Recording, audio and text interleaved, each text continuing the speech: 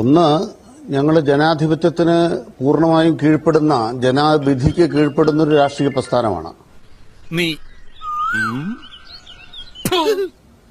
കേരളത്തിലെ ഇടതുപക്ഷ ജനാധിപത്യ മുന്നണി 19 സീറ്റിൽ പരാജയപ്പെട്ടു. അങ്ങനെ ആ ജനവിധിക്ക് ഞങ്ങൾ കീഴ്പ്പെട്ട് ജനങ്ങൾ പറയുന്നത് കേട്ട് രാഷ്ട്രീയ പ്രവർത്തനം നടത്താൻ തീരുമാനിക്കുന്ന, നടത്തിക്കൊണ്ടിരിക്കുന്ന രാഷ്ട്രീയ പാർട്ടിയാണ്.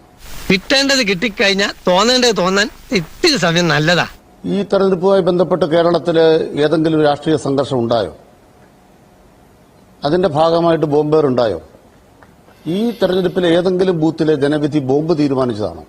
ആയതിനാൽ അപ്പൊ ബോംബാണ് കേരളത്തിൽ കാര്യങ്ങൾ തീരുമാനിക്കുന്നത്, രാഷ്ട്രീയ മേധാവിത്വം ഉണ്ടാക്കുന്നത് എന്നുള്ള ആഖ്യാനങ്ങളെ പിണറായി വിജയൻ ഭരിക്കുന്ന കേരളത്തിൽ 8 കൊല്ലമായി സമാധാന ജീവിതമുള്ള കേരളം തന്നെയാണ്.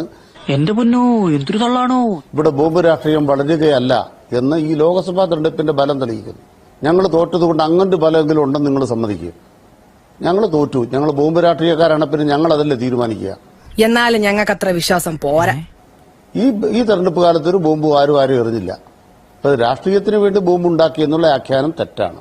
8 കൊല്ലമായി പിണറായി സർക്കാർ ഭരിക്കുന്ന കേരളത്തിൽ ബോംബ് സ്ഫോടനങ്ങൾ തീരെ കുറഞ്ഞിട്ടുണ്ട്.